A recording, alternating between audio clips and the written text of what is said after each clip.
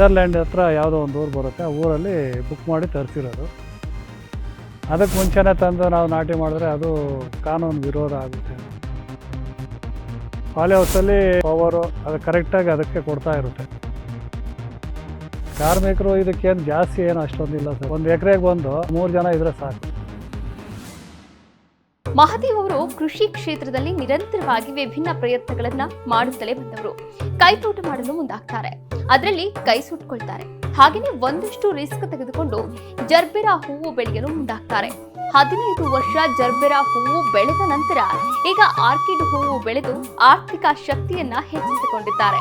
ಈ ಆರ್ಕಿಡ್ ಹೂವು ಬೆಳೆಯನ್ನ ಬೆಳೆಯುವ ವಿಧಾನ ಆದ್ರೂ ಹೇಗೆ ಅನ್ನೋದರ ಕುರಿತು ವಿವರವಾಗಿ ಇಲ್ಲೊಂದಿಷ್ಟು ನೋಡೋಣ. ನಮ್ಮ ಹೆಸರು ಎಸ್.ಕೆ. ಮಹಾದೇವ್ ಅಂತ. ನಮ್ಮ ಅಪ್ಪ ಹೆಸರು ಕೃಷ್ಣಾರೆಡ್ಡಿ, ನಮ್ಮ ತಾಯಿ ಹೆಸರು ಸುಬ್ಬಮ್ಮ.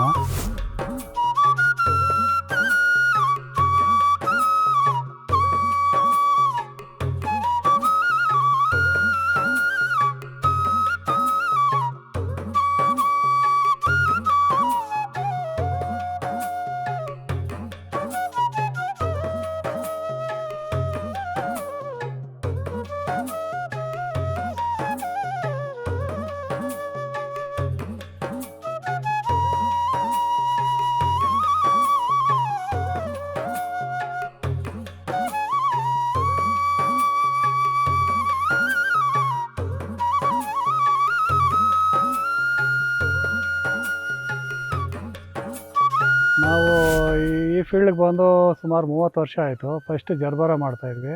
ಫಸ್ಟಲ್ಲಿ ಅಂದರೆ ಕೈ ತೋಟ ಮಾಡಿಕೊಂಡು ಇದ್ವಿ, ಅದರಲ್ಲೇನು ಲಾಸ್ ಆಯಿತು ತರಕಾರಿ ಬೆಳೆಗಳು.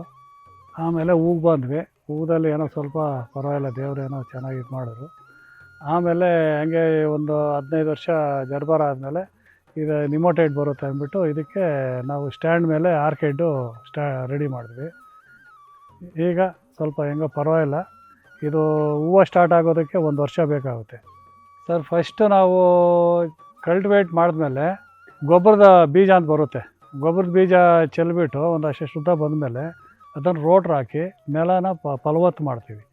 ಫಲವತ್ತು ಮಾಡಿದ್ಮೇಲೆ ಆಮೇಲೆ ಮತ್ತೆ ಕಲ್ಟಿವೇಟ್ ಮಾಡಿ ಅದಕ್ಕೆ ಹೊಂಗೆ ಹಿಂಡಿ, ಬೇವಿನ ಹಿಂಡಿ, ಈ ಹಿಂಡಿಗಳೆಲ್ಲ ಹಾಕಿ ಮತ್ತೆ ಕೊಟ್ಟಿಗೆ ಗೊಬ್ಬರನೂ ಹಾಕಿ ಲೆವೆಲ್ ಮಾಡಿಕೊಂಡು ಗಿಡ ನಾಟೋದಕ್ಕೆ ರೆಡಿ ಮಾಡ್ತೀವಿ. ಇದು ಮಣ್ಣು ಸೋಗಿದ್ರೆ ಇದಕ್ಕೆ ಆಗಲ್ಲ, ಅಲರ್ಜಿ. ಯಾಕಂದರೆ ಅದರಲ್ಲಿ ಮಣ್ಣಲ್ಲಿ ಜಾಸ್ತಿ ಕ್ರಿಮಿಗಳು ಅವೆಲ್ಲ ಜಾಸ್ತಿ ಇರ್ತವೆ. ಅದರಿಂದ ಇದು ಸ್ಮೂತ್ ಇದೆ ಬೇರು. ಆ ಬೇರನ್ನ ಕಾಂಡನ ತಿಂದ್ಬಿಡ್ತಾವೆ ಅಂದ್ಬಿಟ್ಟು ಅದು ಮೇಲೇ ಬೆಳಿತೀವಿ. ಈಗ ನಾವು ಬೆಳೆದು ನೆಲ ಎಲ್ಲ ಹಾಳಾಗಿರುತ್ತಲ್ಲ, ಅದಕ್ಕೋಸ್ಕರ ಬೆಡ್ ಮಾಡಿ ಬೆಡ್ ಮೇಲೆ ರೆಡಿ ಮಾಡ್ಕೊತೀವಿ ಸರ್. ಇದು ಒಂದು ಸೀಸನಲ್ಲಿ ಒಳ್ಳೆ ರೇಟ್ ಹೋಗುತ್ತೆ. ಮತ್ತು ಈ ಕಡಿಮೆ ಲೇಬರು, ಕಡಿಮೆ ಔಷಧಿಗಳು, ಅದರಿಂದ ನಾವು ಇದನ್ನು ಸೆಲೆಕ್ಟ್ ಮಾಡ್ಕೊಂಡಿದ್ದೀವಿ. ಔಷಧಿಗಳು ನೀವು 15 ದಿನಕ್ಕೆ 1 ತಿಂಗ್ಳಿಗೆ ಹೊಡೆದ್ರೂ ಏನು ಇದು ಕೇಳೋ ಥರ ಇಲ್ಲ. ಎಲೆ ಮಂದ ಇದೆ, ಅದರಿಂದ ಇದಕ್ಕೆ ರೋಗನೂ ಕಡಿಮೆ ಬರುತ್ತೆ. ನನಗೆ ಒಂದು 4 ವೆರೈಟಿ ಗೊತ್ತು ಸರ್. ಇದರಲ್ಲಿ ಪರ್ಪಲ್ಲು, ವೈಟು, ಪ್ಯೂರ್ ವೈಟು, ಇಷ್ಟು ಕಲರು ಇದೆ ನಮ್ಮಲ್ಲಿ. ಬೇಕಾದಷ್ಟು ಇದ್ದಾವೆ ಸರ್ ಇದರಲ್ಲಿ. ಆಂಧ್ರ, ಚಿತ್ತೂರು, ತೆಲಂಗಾಣ ಇದೆಲ್ಲ ಜಾಸ್ತಿ, ಆ ಕಡೆ ಜಾಸ್ತಿ ಓಡುತ್ತೆ. ಒಂದು ಸಸಿ ಬೆಲೆ ಬಂದು 45 ರೂಪಾಯಿ ಸರ್. ನೆದರ್ಲ್ಯಾಂಡ್ ಹತ್ರ ಯಾವುದೋ ಒಂದು ಊರು ಬರುತ್ತೆ, ಆ ಊರಲ್ಲಿ ಬುಕ್ ಮಾಡಿ ತರಿಸಿರೋದು. 45 ರೂಪಾಯಿ ಒಂದು ಗಿಡ ಬಂದು. ಅದನ್ನು ಕಾಪಾಡ್ಕೋಬೇಕು ಸರ್. 3 ತಿಂಗಳಾಗುತ್ತೆ ಸರ್. ಅದೂ ಕ್ವಾರಂಟೈನ್ ಎಲ್ಲ ಇದು ಮಾಡ್ತಾರೆ. ನಾವು ಕ್ವಾರಂಟೈನ್ ಮಾಡಿ ಮತ್ತೆ ಈ ಕಡೆ ಫೀಲ್ಡ್ಗೆ ಹಾಕ್ಕೊಡಿದ್ದೀವಿ. ಅವರು ಬಂದು ಚೆಕ್ ಮಾಡ್ತಾರೆ.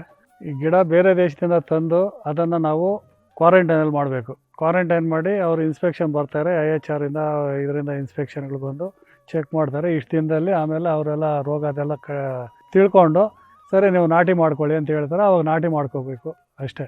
ಅದಕ್ಕೆ ಮುಂಚೆನೇ ತಂದು ನಾವು ನಾಟಿ ಮಾಡಿದ್ರೆ ಅದು ಕಾನೂನು ವಿರೋಧ ಆಗುತ್ತೆ ಅಂದ್ಬಿಟ್ಟು ಹೇಳ್ತಾರೆ ಸರ್. ಮಣ್ಣಲ್ಲಿ ಗಿಡ ಆಗಲ್ಲ. ಇದು ಏನಿದ್ರೂ ಬರೀ ನೀರಿನ ಮೇಲೆ ಬೆಳೆ. ಇದು ನೀರು ಮಾತ್ರ ಇರಬೇಕು. ಗೊಬ್ಬರ ಎಲೆಯಲ್ಲಿ ತಿಂತಾರೆ, ಎಲೆಯಲ್ಲಿ ಅಷ್ಟೇ.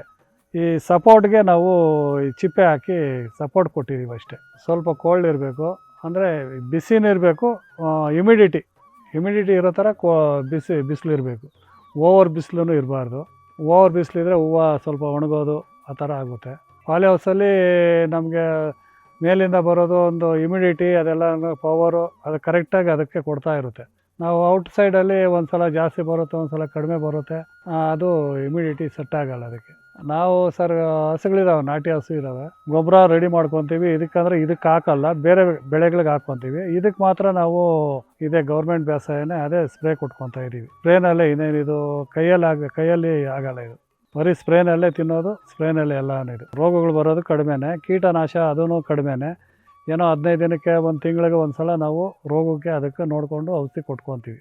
ಇದಕ್ಕೆ ಜಾಸ್ತಿ ಖರ್ಚು ಬರೋಲ್ಲ. ಏನಂದರೆ ಸ್ಟ್ಯಾಂಡು ಮತ್ತು ಗಿಡದ್ದು ಒಂದು ಖರ್ಚು ಬರುತ್ತೆ.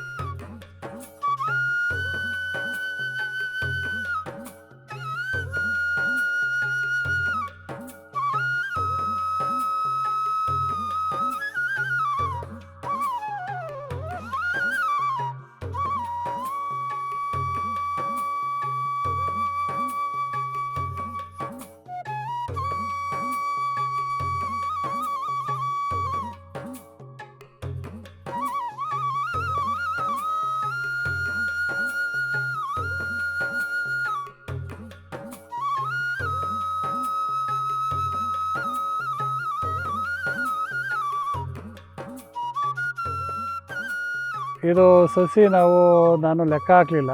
ನಾವು ನೆಡ್ತಾ ಇರೋದು 1 ಅಡಿಗೆ ಒಂದೊಂದು ಗಿಡ ಹಾಕ್ತೀವಿ. ಗಿಡಗಳಲ್ಲಿ 6 ಇಂಚು ಅಗಲ ಒಂದು ಇದರಲ್ಲಿ ಹಾಕ್ಕೊಂಡು ಹೋಗ್ತಾ ಇರ್ತೀವಿ. ಈಗ ನಾವು 3.5 ಅಡಿ ಬೆಡ್ ತಗೊತೀವಿ. ಅದಕ್ಕೆ ಸೊಳ್ಳೆ ಪರದಾದಲ್ಲಿ ನೆಟ್ ಹಾಕಿ ಸ್ಟ್ಯಾಂಡ್ ಮಾಡ್ಕೊತೀವಿ. ಅದರಲ್ಲಿ ಒಂದು ಕಮ್ಮಿ ಅಂದ್ರೂ ಒಂದು 30 ಒಂದು ಲೈನ್ಗೆ 30ರಿಂದ 35 ಸಸಿ ಹಾಕ್ತೀವಿ. ಒಂದು ಲೈನ್ಗೆ ಅಲ್ಲಿಗೆ 4 ಲೈನ್ ಹಾಕ್ಕೊತೀವಿ. 4 ಲೈನ್ಗೂ 90-100 ಗಿಡ ಬಂದೇ ಬರುತ್ತೆ ಸರ್. ಇದು ಬರೋದು ಲೇಟೇ ಸರ್, ಸ್ವಲ್ಪ ಲೇಟು ಹೂವು ಬರೋದು. ಅದನ್ನು ಕಾಯಬೇಕು. 1 ವರ್ಷದ ಮೇಲೆ 2 ತಿಂಗಳಿಗೆ ಹೂವು ಬರುತ್ತೆ. ನಮಗೆ ಪ್ರೊಡಕ್ಷನ್ ಜಾಸ್ತಿ ಬೇಕಾದರೆ 2 ವರ್ಷ 3 ವರ್ಷ ಕಳಿಬೇಕು. ಆವಾಗ ಪ್ರೊಡಕ್ಷನ್ ಜಾಸ್ತಿ ಬರುತ್ತೆ. ಖರ್ಚೆಲ್ಲ ಅಷ್ಟು ಬರುತ್ತೆ. ಅಂದರೆ ಮೇಂಟೆನೆನ್ಸ್ ಕಡಿಮೆ, ಖರ್ಚು ಜಾಸ್ತಿ ಬರುತ್ತೆ ಫಸ್ಟಲ್ಲಿ ಸ್ಟಾರ್ಟಿಂಗು. ಆಮೇಲೆ ಕಡಿಮೆ ಬರುತ್ತೆ. ಆದಾಯ ಮೀಡಿಯಮ್ ಆಗಿ ಅಲ್ಲಲ್ಲಿಗೆ ಸರೋಗ್ತಾ ಇರುತ್ತೆ ಸರ್. ಒಂದು 3 ವರ್ಷ ಕಳೆದ ಮೇಲೆ ಆಮೇಲೆ ಆದಾಯ ಸ್ವಲ್ಪ ಬರುತ್ತೆ ಸರ್. 15 1 ತಿಂಗಳಾಗ್ಬಿಡುತ್ತೆ ಸರ್. 15ರಿಂದ 1 ತಿಂಗಳವರೆಗೂ ಹಾಗೆ ಇರುತ್ತೆ. ನೋಡ್ತಾ ಇರ್ತೀವಿ, ಗಿಡ ನೋಡ್ತಾ ಇರ್ತೀವಿ, ಅಬ್ಸರ್ವ್ ಮಾಡ್ತಾ ಇರ್ತೀವಿ. ಅದಕ್ಕೇನು ರೋಗ ಬಂದಾಗ ಇದು ಮಾಡ್ತೀವಿ ಅಷ್ಟೇ. ಇದಕ್ಕೇನು ಸಡನ್ನಾಗಿ ರೋಗ ಬರುತ್ತೆ ಅನ್ನೋದು ಏನಿಲ್ಲ. ಇದಕ್ಕೆ ಕಾರ್ಮಿಕರು ಇದಕ್ಕೇನು ಜಾಸ್ತಿ ಏನು ಅಷ್ಟೊಂದಿಲ್ಲ ಸರ್. ಒಂದು ಎಕರೆಗೆ ಬಂದು 3 ಜನ ಇದ್ದರೆ ಸಾಕು, ಇಲ್ಲ 4 ಜನ ಇದ್ದರೆ ಆರಾಮಾಗಿ ಕೆಲಸ ಮಾಡ್ಕೊತಾರೆ. ಕಳೆ ತೆಗಿಯೋದು ಅದಕ್ಕೇನು ಕೆಲಸನೇ ಇರೋಲ್ಲ. 4 ಜನ ಇದ್ದರೆ ಆರಾಮಾಗಿ ಕೆಲಸ ಮಾಡ್ಕೋಬೋದು. ಪೂರ್ವಿಕರಿಂದನೂ ನಾವೆಲ್ಲನೂ ಕೃಷಿಯವರೇ. ಈಗಲೂ ನಾವು ಅದನ್ನೇ ಕಂಟಿನ್ಯೂ ಮಾಡ್ಕೊಂಡು ಬರ್ತಾಯಿದ್ದೀವಿ. ನಮಗೆ ಈಗ ನಮ್ಮ ಮಿಸ್ಸಸ್ಸು ಸಹಾಯ ಮಾಡ್ತಾರೆ. ನಮ್ಮ ಮಗನೂ ಈಗ ಅದೇ ಓದಿರೋದು ಅದೇ. ಅವನು ನಮ್ಮ ಜೊತೆಯಲ್ಲೇ ಕೆಲಸ ಮಾಡ್ತಾನೆ. ಬೇರೆ ಕಡೆ ಕೆಲಸ ಮಾಡೋದಕ್ಕಿಂತ ಇದೇ ಸಾಕು ನಮಗೆ ಅಂತ ಹೇಳ್ಬಿಟ್ಟು ಇದಕ್ಕೆ ಬಂದಿದ್ದೀವಿ ಸರ್. ಇದು ನಾವು 4 ದಿನಕ್ಕೆ ಒಂದು ಸಲ ಕಟ್ ಮಾಡ್ತೀವಿ.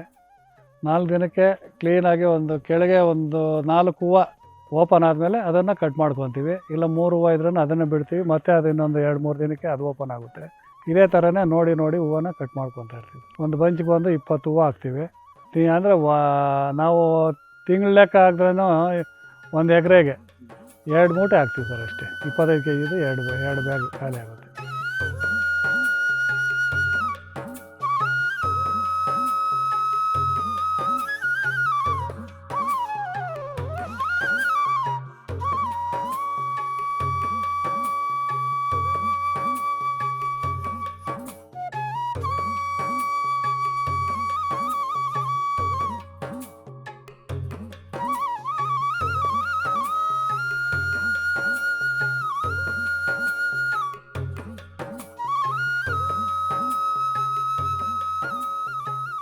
ಆರ್ಕಿಡ್ ಹೂವು ಬೆಳೆಯಲು ಜರ್ಬೆರಾದಷ್ಟು ಹೆಚ್ಚಿನ ಕಾಳಜಿ ಮತ್ತು ಖರ್ಚು ಬೇಕಾಗಿಲ್ಲ. ಹೀಗಾಗಿನೇ 15 ವರ್ಷಗಳಿಂದ ಜರ್ಬೆರಾ ಬೆಳೆದಿದ್ದ ಮಹದೇವ್ ಅವರು ಈಗ ಅದಕ್ಕಿಂತ ಕಡಿಮೆ ಖರ್ಚು ಮತ್ತು ಹೆಚ್ಚು ಲಾಭ ತಂದುಕೊಡುವಂತಹ ಆರ್ಕಿಡ್ ಹೂವನ್ನ ಬೆಳೆದಿದ್ದಾರೆ. ಹೆಚ್ಚಿನ ರೋಗ ಬಾಧೆ ಇಲ್ಲದೆ ಆರ್ಕಿಡ್ ಹೂವು ಬೆಳೆಯಲು ಹೆಚ್ಚು ಖರ್ಚಿಲ್ಲದಿದ್ರೂ ನೀರಿನ ವ್ಯವಸ್ಥೆ ಮಾತ್ರ ಹೆಚ್ಚಿನ ಪ್ರಮಾಣದಲ್ಲಿರಬೇಕು. ಯಾಕಂದ್ರೆ ಈ ಬೆಳೆಗೆ ನಿತ್ಯ ನೀರಿನ ಅವಶ್ಯಕತೆ ಇದ್ದೇ ಇರುತ್ತೆ. ಹೀಗಾಗಿ ಮಹದೇವಪ್ಪ ಅವರು ನೀರಿನ ವ್ಯವಸ್ಥೆ ಹೇಗೆ ಮಾಡ್ಕೊಂಡಿದ್ದಾರೆ ಅನ್ನೋದನ್ನ ಇಲ್ಲಿ ನೋಡೋಣ.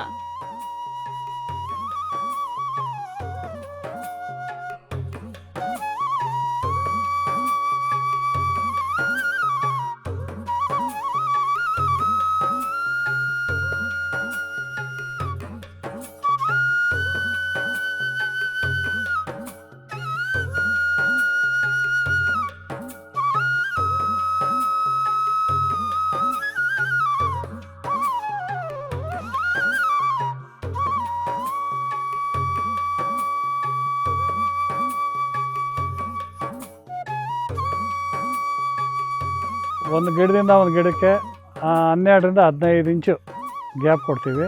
ಮತ್ತು ಅಗಲದಲ್ಲಿ 6ರಿಂದ 7 ಇಂಚು ಗ್ಯಾಪ್ ಕೊಡ್ತೀವಿ. ಅದಕ್ಕೆ ಒಂದು ಇದು ಕಂಬಿ ಕಟ್ಬಿಟ್ಟು ಮತ್ತು ಅದಕ್ಕೆ ಒಂದು ಬೈಂಡಿಂಗ್ ಟೈಪು ಕಟ್ಕೊಂಡು ಹೋಗ್ತಾ ಇರ್ತೀವಿ ಸರ್. ಒಂದೊಂದು ಸ್ಟೆಪ್ಪು ಇದಿನ್ನೂ ಬೆಳೀತದೆ ಸರ್, ಇನ್ನೂ ಉದ್ದ ಬೆಳೀತದೆ ಇದು. ಒಂದು ಗಿಡ ಬಂದು ಕಮ್ಮಿ ಅಂದ್ರೂ 3-3.5 ಅಡಿ ಉದ್ದ ಬರುತ್ತೆ ಸರ್ ಇದು. ಸರ್ ನಾವು ಬೋರ್ಗಳು ಕೊರೆಸಿ ಸುಸ್ಸಾಗಿ ಈಗ ಕೃಷಿ ಹೊಂಡ ಹೊಡ್ಕೊಂಡಿದ್ದೀವಿ ಅರ್ಧ ಎಕರೆಯಲ್ಲಿ. ನಮ್ಮದು ದೊಡ್ಡದಾಗಿದೆ, ಅರ್ಧ ಎಕರೆ ಅಂದರೆ 45 ಗಾತ ಇದೆ ನಮ್ಮದು. 220 ಅಡಿ ಉದ್ದ, 200 ಅಡಿ ಅಗಲ ಇದೆ. ಅದೇ ನೀರು ನಮಗೆ ಸಾಕಾಗುತ್ತೆ. ಬೋರ್ ನೀರು ಅನ್ನೋದು ಏನಿಲ್ಲ. ಶೆಡ್ಡಲ್ಲಿ ಬಿದ್ದಿದ್ದ ನೀರೆಲ್ಲನೂ ಕೃಷಿ ಹೊಂಡಕ್ಕೆ ಹೋಗಿ ಕೃಷಿ ಹೊಂಡದ ನೀರೇ ನಾವು ಬಳಸ್ತಾ ಇದ್ದೀವಿ. ಮಳೆ ಕೊಯ್ಲಿಗೂ ಓಪನ್ ಫೀಲ್ಡ್ಗೂ ಅದೇ ಯೂಸ್ ಮಾಡ್ಕೊತೀವಿ. ಎಲ್ಲದಕ್ಕೂ ಅದೇ ಆಗುತ್ತೆ. ಯಾವುದು ಆರ್ಕಿಡಲ್ಲಿ ಮಾತ್ರ ಬರೋದು 1 ವರ್ಷಕ್ಕೆ ಸರ್, ವರ್ಷದ ಮೇಲೆ. ಫಸ್ಟಲ್ಲಿ ಕೊಟ್ಟಿದ್ದಾರೆ ಸರ್, ಇಲ್ಲ ಅಂತ ಹೇಳಿಲ್ಲ. ಫಸ್ಟ್ ಜರ್ಬಾರ ಹಾಕಿದ್ವಿ 15 ವರ್ಷ. ಆಗ ಇದರಲ್ಲಿ ಯಾವಾಗ ಕಡಿಮೆ ಸಬ್ಸಿಡಿ ಇತ್ತು ಆವಾಗ ಕೊಟ್ಟಿದ್ದಾರೆ. ಇವಾಗ ಇದಕ್ಕೆ ಸಬ್ಸಿಡಿ ತೊಗೊಂಡಿಲ್ಲ ನಾವು, ಇದೇ ಓನಾಗಿ ಹಾಕ್ಕೊಂಡಿದ್ದೀವಿ. ಗಿಡದಿಂದ ಹಿಡಿದು ಎಲ್ಲ ಟೋಟಲಾಗಿ ಹೇಳ್ಬೇಕಂದ್ರೆ ಸರ್ 50 ಲಕ್ಷ ಬಿದ್ದೇ ಬೀಳುತ್ತೆ ಸರ್. ಕಾರ್ಮಿಕರು ಇದಕ್ಕೆಲ್ಲ ಕಡಿಮೆನೇ ಸರ್, 3 ಜನದಿಂದ 4 ಜನ ಎಕರೆಗೆ. ಜರ್ಬಾರದಿಂದ ಇದಕ್ಕೆ ಬಂದಿದ್ದು ನೆಲ ಎಲ್ಲ ಫುಲ್ಲು ಬೆಂಡಾಗಿಬಿಡುತ್ತೆ. 15 ವರ್ಷ ಯಾರು ಇಡಲ್ಲ. ನಾವಾದರೂ 15 ವರ್ಷ ಇಟ್ಟಿದ್ವಿ ಗಿಡನ, ಚೆನ್ನಾಗಿತ್ತು. ಆಮೇಲೆ ಅದಕ್ಕೆ ಈ ಹುಳುಗಳು ಅವು ಇವು ಬೀಳ್ತಾವೆ ಅಂದ್ಬಿಟ್ಟು ಅದಕ್ಕೆ ಇದು ಜಾಸ್ತಿ ಸರ್, ಈ ಗೊಣ್ಣೆ ಹುಳ ಅಂತ ಬರುತ್ತೆ, ಗವೆ ಹುಳ, ಅದು ಜಾಸ್ತಿ ಬೀಳುತ್ತೆ. ಅದರಲ್ಲಿ ಗಿಡ ಜಾಸ್ತಿ ಹೋಗುತ್ತೆ. ಅದರಿಂದ ಸ್ಟ್ಯಾಂಡ್ ಮೇಲೆ ಆದರೆ ಇದು ಸ್ವಲ್ಪ ಅವಾಯ್ಡ್ ಆಗುತ್ತೆ ಸರ್. 1 ವರ್ಷ ಎಷ್ಟು, 1 ವರ್ಷದ 2 ತಿಂಗಳಾಗಿದೆ ಗಿಡ ಹಾಕಿ.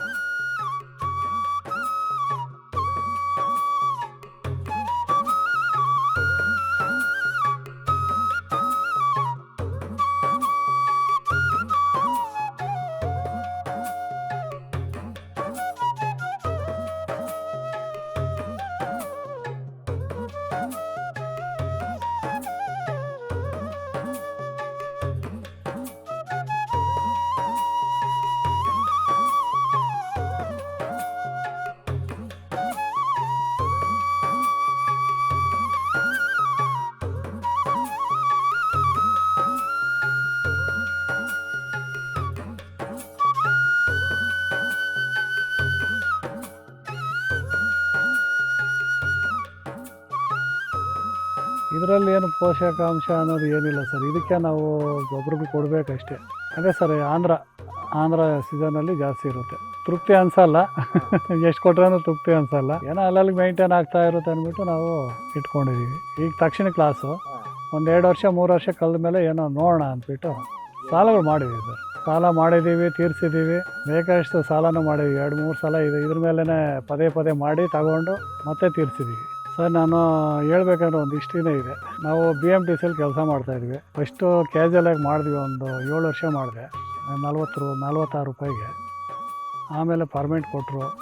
ಅದರಲ್ಲಿ ಒಂದು 8 ವರ್ಷ ದುಡಿದೆ.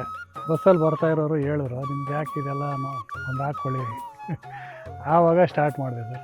ಸ್ಟಾರ್ಟ್ ಮಾಡಿ ಡ್ಯೂಟಿಯಲ್ಲಿ ಮಾಡೋವಾಗಲ ನಮಗೆ ಊಟದ ಪ್ರಾಬ್ಲಮ್ಮು ಸ್ವಲ್ಪ ಆಯಿತು. ನಮಗೆ ಲಿವರೂ ಚೇಂಜ್ ಆಯಿತು. ಚೆನ್ನಾಗಿ ದೇವರು ಚೆನ್ನಾಗಿ ಇದು ಮಾಡಿದ್ದಾನೆ.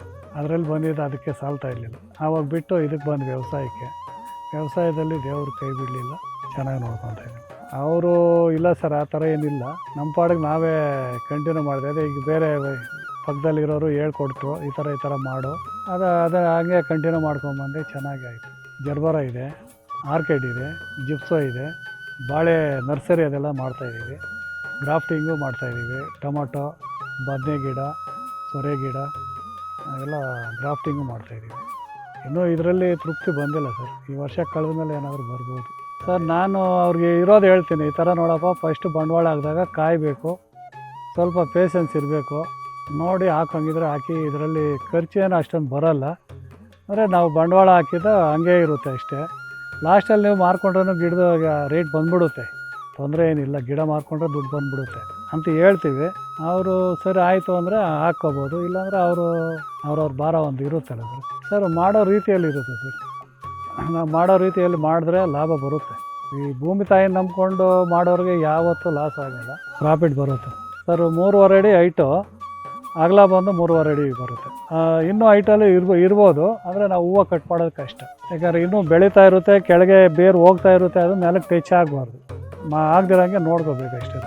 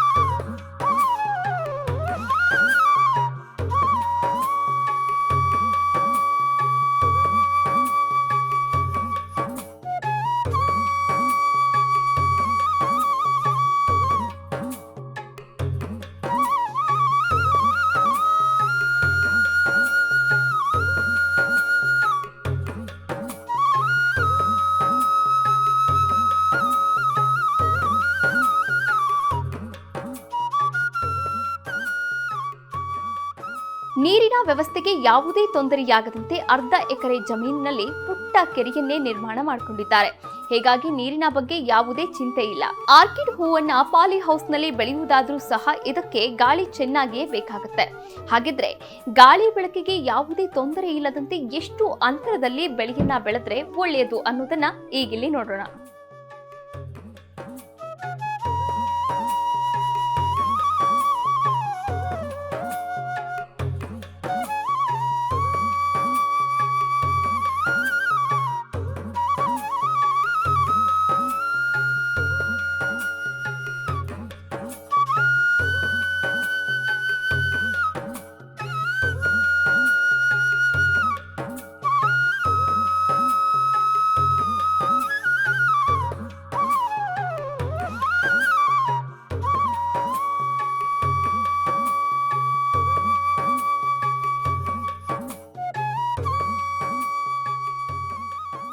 ಸರ್ ಪಕ್ಕ 8 ಅವರ್ ನಾವು ಬಂದು ಕೆಲಸ ಮಾಡ್ತಾ ಇರ್ತೀವಿ ಸರ್ ಇಲ್ಲಿ.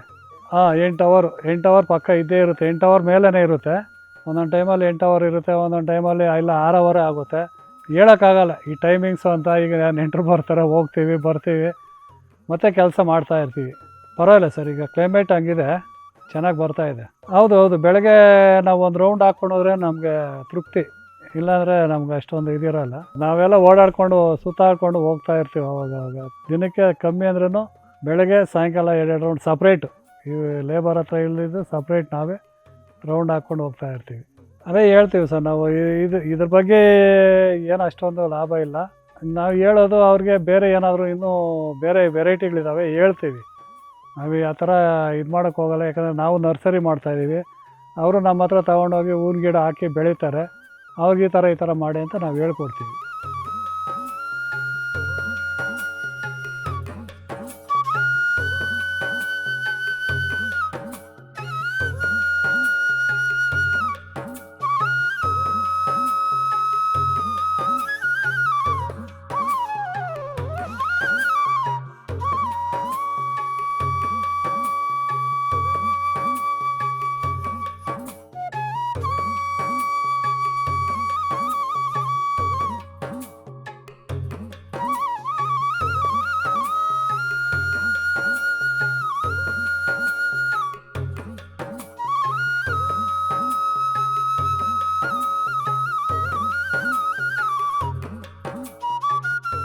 ನಾವು ಅದರಲ್ಲಿ 10-12 ವರ್ಷ ಪರ್ಮನೆಂಟ್ ಆದಮೇಲೆ ಮಾಡಿದ್ವಿ. ಅದಕ್ಕೆ ಮುಂಚೆ ಎಲ್ಲನೂ ಸೇರಿ ಟೋಟಲಾಗಿ 22-25 ವರ್ಷ ಮಾಡಿದ್ವಿ ಸರ್. ಆಮೇಲೆ ನಾವು ದೊಡ್ಡವರಾದಮೇಲೆ ಸ್ವಲ್ಪ ಐಡಿಯಾ ಬಂತು ಮಾಡೋಣ ಅಂಥೇಳಿ.